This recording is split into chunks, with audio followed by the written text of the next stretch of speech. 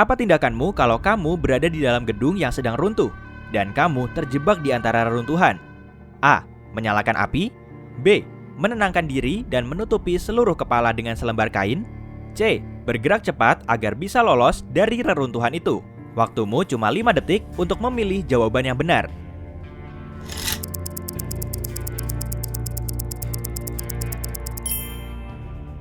Kalau kamu pilih B, jawabanmu benar sekali.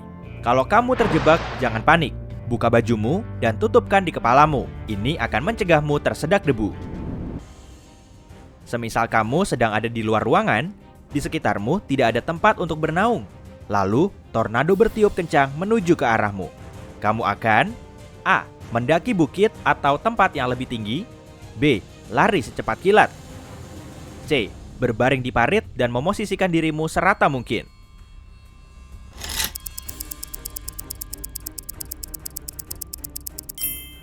Jawaban yang paling benar adalah C. Kalau ada tornado yang mendekat dan kamu tak punya cukup waktu atau tak ada tempat bernaung, cari parit atau tempat yang rendah, berbaring dan tutupi kepalamu dengan tangan atau baju. Apa yang akan kamu lakukan jika kamu ada di dalam ruangan saat terjadi gempa? Oh, aku pernah melakukannya, tapi itu untuk video lain ya. Jadi, kamu akan A. Secepatnya berlari keluar dan menjauh dari bangunan. B. Bersembunyi di bawah perabot yang kokoh. C. Berlari ke jendela untuk melihat kejadian di luar sana.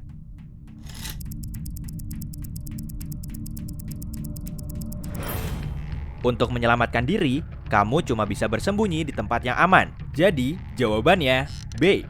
Menjauhlah dari kaca dan benda-benda yang bisa menimpamu. Kalau kamu jatuh dari atas es ke dalam air saat musim dingin yang beku, kamu akan A. Membuka baju. B. Memecahkan esnya lalu ke tepian. C. Keluar dari air di tempat kamu terjatuh, lalu merayap di atas es menuju tepi.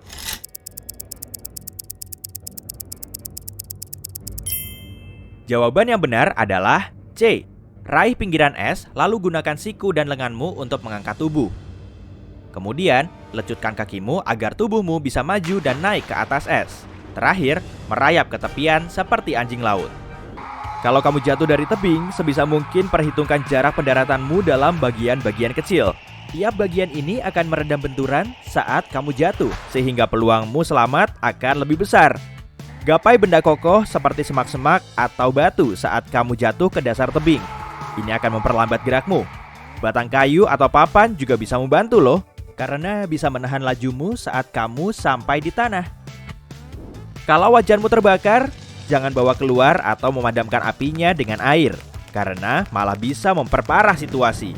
Tutupi wajan dengan penutup logam. Dengan begitu, oksigen tidak bisa masuk. Lakukan dengan cepat, tapi tetaplah tenang. Ingat, jaga jarak antara tubuhmu dengan api ya. Diamkan wajan sampai dingin. Kalau apinya kecil dan mudah dijinakkan, kamu bisa pakai garam atau soda kue. Tapi, jangan gunakan baking powder, tepung, atau bahan lain yang terlihat seperti garam atau soda kue. Pokoknya jangan, komposisinya berbeda, jadi tidak akan membantu juga. Saat berada di antara kerumunan orang yang sedang berlarian, kamu harus bisa menjaga jarak yang cukup longgar dengan sekitarmu. Angkat kedua tangan di dekat dada dan tekuk sikumu. Petinju sering menggunakan postur ini untuk melindungi organ vitalnya. Jangan memotong jalan. Berjalanlah searah dengan kerumunan dan perlahan menepilah. Tetap hati-hati ya, jangan halangi orang lain. Bisa-bisa kamu malah terjerembab. Kalau kamu bersama keluarga, panggul saja anakmu dan biarkan mereka yang kurang tahan banting berjalan di depan. Dengan begini, kamu akan bisa mengatur gerakan dan tidak akan kehilangan jejak. Kalau kamu diserang seseorang dari belakang, injak kakinya. Pakai kekuatan penuh ya biar mantap dan arahkan ke bagian atas punggung kaki. Pukulan ini bisa membuat tulang kakinya cedera, bahkan patah. Nah, kesempatanmu buat kabur. Kalau kamu terkunci di dalam bagasi mobil, coba beri sinyal SOS ke orang lain yang ada di luar. Begini caranya. Terlebih dahulu, cari kabel lampu belakang mobil. Biasanya, pada tiap lampunya terdapat 2 utas kabel. Dengan benda tajam yang kamu dapat di bagasi, potong salah satu kabelnya. Lalu, sambungkan lagi kedua ujung kabel agar lampunya berkedip. Kalau rem mobilmu tiba-tiba blong, minta penumpangmu kalau ada untuk mengencangkan sabuk pengaman. Kemudian, nyalakan lampu hazardnya. Beritahu pengemudi lain, kamu sedang dalam situasi darurat dengan menyalakan klakson mobil dan lampu jarak jauh. Injak pedal rem dengan gerakan kuat dan cepat. Begitulah caramu menimbulkan tekanan pada sistem rem. Kalau sudah, perlahan turunkan gigi dan pindah ke posisi L. Kalau mobilmu pakai gearbox mekanik, tekan pedal kopling. Gunakan rem manual dan tetap hati-hati. Dengan gerakan mendadak, mobilmu akan mulai berputar-putar. Untuk menurunkan kecepatan, belokkan mobil ke kiri dan ke kanan secara bergantian. Baiklah Houdini, saya harap kamu tidak akan pernah merasa ini berguna, tapi lebih baik tahu caranya. Gunakan segala jenis bahan seperti kawat, penjepit kertas, dan jepit rambut pun bisa. Masukkan ujung kawat ke lubang kunci dan tekuk ke sudut kanan, lalu tarik sedikit dan tekuk ke arah lain. Kemudian, tempelkan ke tepi lubang kunci mengikuti semua lekukan.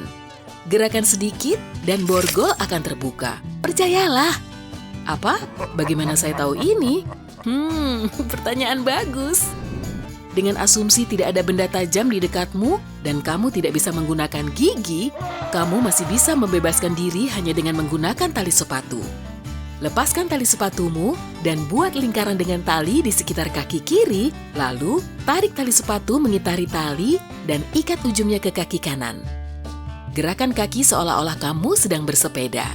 Dengan cara ini, tali sepatu pada akhirnya akan memotong tali dengan gesekan dan kamu akan bebas. Tapi, semoga kamu tidak mengalami kondisi itu ya. Jika kamu melihat hiu di dalam air, itu tidak berarti ia akan menyerang. Jika ia mendekat dalam garis lurus, kamu bisa dengan tenang pergi ke pantai. Tapi jangan panik dan bergerak terus-menerus. Jika hiu mendekat dengan zigzag, nah berarti kamu dalam masalah. Tapi, kamu bisa melawan. Titik terlemah di kepala hiu adalah insang dan matanya. Kebanyakan hiu tidak akan mencoba untuk melawanmu, mereka hanya akan berenang menjauh. Baguslah. Pertama, keluarkan uang. Tidak, bercanda. Oke, lupakan. Pertama, jangan menarik perhatiannya. Mereka secara alami tidak menganggap manusia sebagai mangsa jika mereka tidak kelaparan setelah hibernasi pada musim dingin. Jika berlari, kamu memberitahu mereka bahwa kamu adalah makanan. Bergerak perlahan dan selalu berikan jalan keluar untuk beruang. Cobalah untuk membuat dirimu terlihat lebih besar. Rentangkan mantelmu lebar-lebar, berjinjit, tapi jangan menjadi agresif. Buat beruang berpikir bahwa lebih baik ia pergi. Bila kamu sedang memanggil layanan gawat darurat, pertama-tama berikan alamatmu. Baru setelah itu kamu bisa menjelaskan alasan panggilan teleponmu. Dalam kasus ini, meski sesuatu atau seseorang memaksamu untuk mengakhiri pembicaraan, operator sudah tahu kemana harus mengirimkan bantuan. Jika kamu menjadi kebingungan setelah menyelam dan tidak bisa memutuskan ke arah mana harus berenang untuk kembali ke permukaan, embuskan nafas. Gelombang akan naik dan yang harus kamu lakukan adalah mengikutinya. Cakaran atau gigitan hewan liar apapun bisa menyebabkan rabies. Dalam waktu 10 sampai dengan 15 menit setelah kejadian, kamu harus membasuh lukanya sebersih mungkin dan bergegas ke rumah sakit. Setiap jam yang berlalu makin menurunkan kesempatan bertahanmu. Rabies adalah penyakit yang disebabkan virus yang fatal dan hampir tidak mungkin disembuhkan kalau terlalu banyak waktu terbuang setelah kontak pertama dengan binatang yang mengidap rabies. Jika kamu menyeberang jalan dan melihat pantulan sinar matahari di kaca mobil yang sedang mendekat, kemungkinan besar sopirnya tidak akan melihatmu. Biarkan mobil itu lewat, meski menurut aturan pemakai jalan, kamu lebih berhak berjalan duluan. Selalu sumbat hidungmu saat melompat ke danau atau kolam dari tempat yang tinggi, dengan kaki menyentuh air terlebih dahulu. Air bisa saja dipenuhi hewan-hewan bersel satu yang berbahaya, dan yang paling menakutkan diantaranya adalah yang dikenal dengan amuba pemakan otak. Kalau kamu tidak menyumbat hidungmu, amuba ini dapat masuk ke rongga hidung bersama arus air yang kuat. Dari sana, ia bisa mencapai otakmu dan seperti yang bisa kamu duga dari namanya, dampaknya akan buruk. Di sisi lain, jika kamu menelan organisme bersel satu ini, ia tidak akan membahayakanmu sama sekali. Coyote adalah hewan yang sedikit tertutup dan kurang senang berada di dekat manusia. Hewan ini tidak akan mendekati kita kecuali karena terpaksa.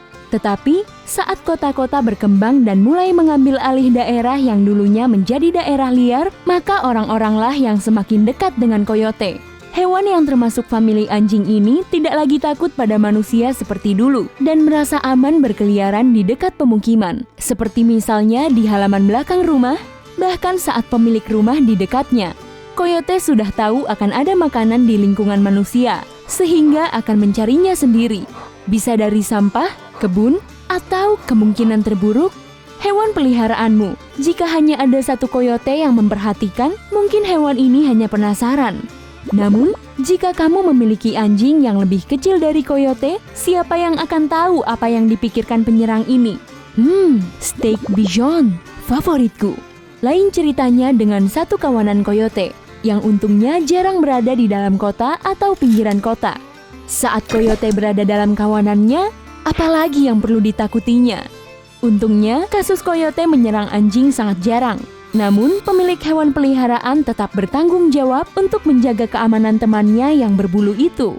Jadi, ini dia cara melindungi anjing dari coyote. Jangan tinggalkan anjingmu tanpa pengawasan. Jika kamu tinggal di daerah berisiko tinggi, selalu awasi anjingmu, bahkan saat si anjing bermain di halaman belakang rumahmu. Secara genetik, anjing dan coyote memiliki banyak kesamaan. Jadi, keduanya secara alami saling tertarik. Itu berarti tidak selalu coyote yang mengejar anjing. Bisa jadi sebaliknya. Jika melihat coyote dari pagar, mungkin hewan peliharaanmu ingin langsung mendekati pengunjung tak dikenal ini. Saat kamu berjalan-jalan dengan anjingmu, jangan lepaskan anjingmu. Tali tuntun yang tidak bisa ditarik adalah pilihan terbaik karena kamu akan dapat mengendalikan hewan peliharaanmu dan menjaganya tetap dekat jika bertemu coyote. Anjing liar itu sebagian besar masih takut kepada manusia. Jadi, kehadiranmu di dekatnya adalah perisai pelindung. Jika kamu memiliki anjing kecil, bahkan lebih baik kamu menggendongnya saat ada sesuatu yang membahayakan. Rencanakan rute jalan dengan bijak. Salah satu hal terbaik yang bisa kamu lakukan agar tidak bertemu coyote adalah menghindari area yang diketahui terdapat banyak coyote. Coyote tidak suka cahaya terang, jadi berjalan di jalan yang terang adalah pilihan yang tepat. Jika itu bukan pilihan, bawa senter dan buat sumber cahaya terang sendiri.